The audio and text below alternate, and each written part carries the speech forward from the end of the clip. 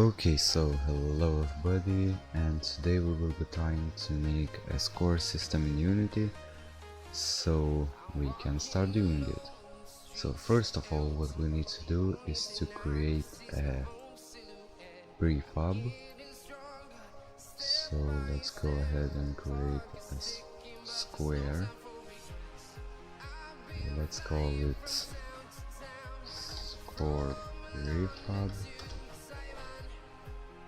Maybe let's make it red. Add a box collider to it, and we can also add a rigid body 2D, but set gravity scale to 0, and now it's perfect. So we can go ahead and make a script. So let's create add score script. And now we can start scripting. So let's write void on mouse down score manager dot add score. Actually no, we can write score manager dot instance dot add score, and this is it. You will get an error here, but it's okay because we now have to create a score manager script. Okay, so now let's create public static score manager instance, and in our start function we have to write instance equals to this. And now in our score manager we can create public void add score function, and now the errors should be gone. Yes. Okay, so now we can start scripting, and we can make some variables in our score manager. So let's write public int score and high score.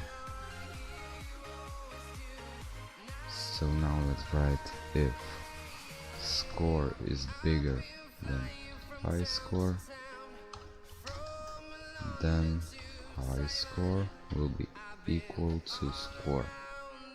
And in our start function we have to write score equals to 0. Okay, so we have this, and now in our add score we have to write score plus equal 1. So now once we press on our score prefab, oops, I didn't assign the add score script to our prefab, and let's create a score manager object and set its transform and add a script. So now it should work.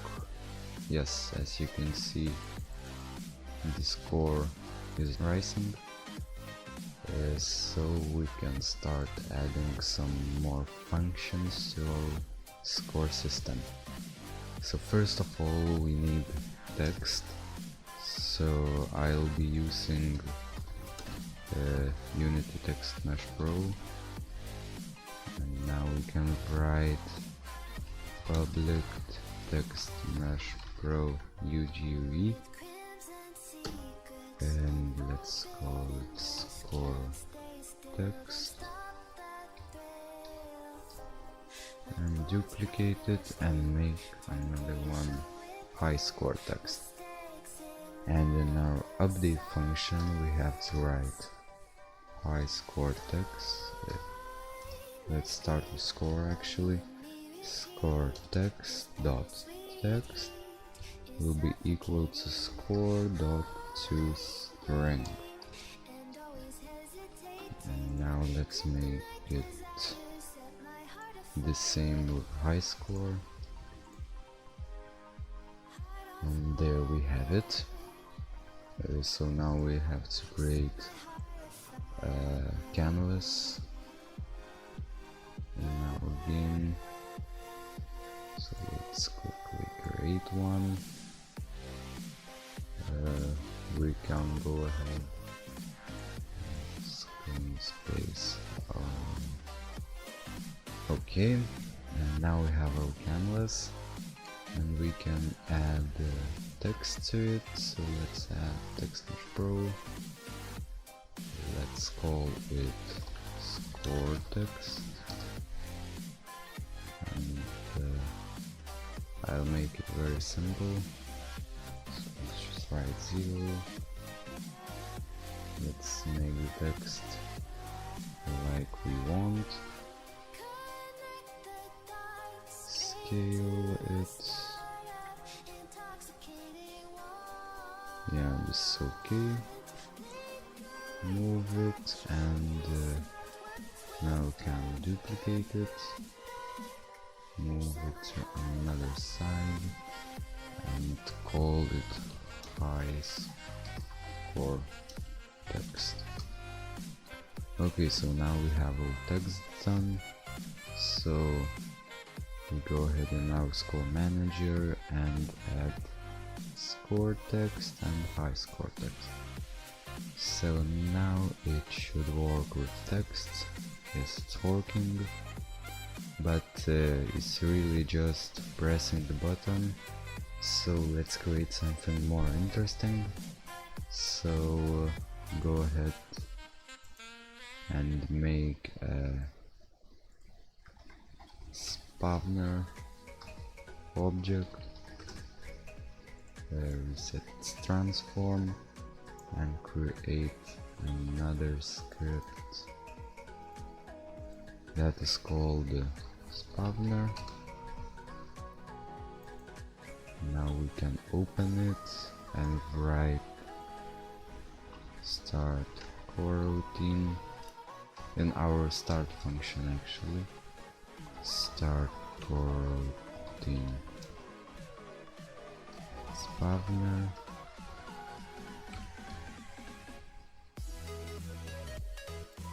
Okay, and now let's write another enumerator function.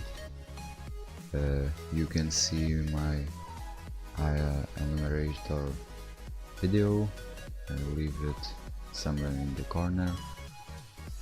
So let's write enumerator spawner, and now let's go ahead and start scripting it. So now we can write yield return new, wait 4 seconds, and let's write wait time, and let's create float wait time,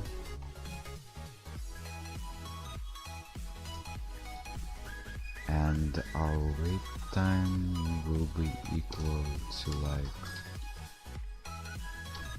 3 seconds, I think, per frames actually.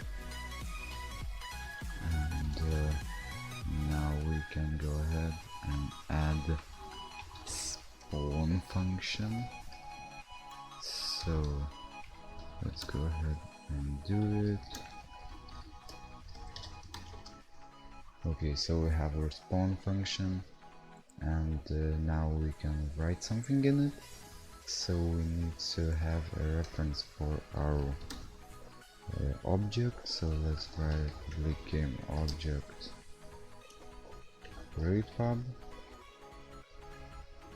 and in spawn we can write instantiate prefab, transform the position,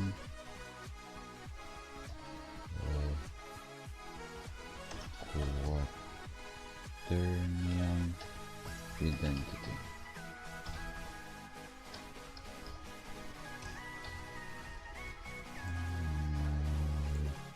Go ahead and see, made a mistake here. Oops, we have to rename our enumerator, so let's just make it spawn,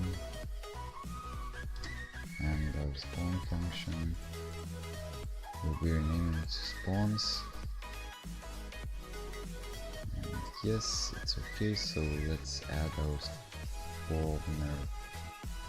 spawner script to our spawner object and make a score prefab.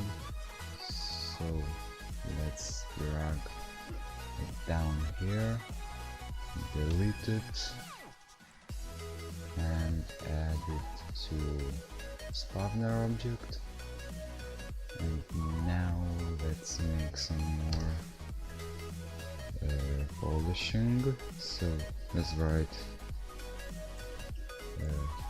start protein spawn, because once our spawn quarantine ends, then we will want to start another one, and it goes, and it's really useful. So it will go again, and we can see that once the enumerator ends, we spawn our score object, and once we press on it, the score rises. So this is the simplest way to make it, and we can test it out. So let's go ahead. Yes, and as you can see it spawned, but we need to destroy it too. So let's go ahead to our score prefab and to our add score script, and now let's write destroy game object, and now it should work. So let's go ahead and try it. Yes, as you can see, it disappears and appears again and appears again, but the score is adding. So I just want to make another thing so we can add a button. Move it somewhere here, scale it a little bit, and make it reset. So now go to our score manager and make function public void reset score, and here we have to write score equals to 0.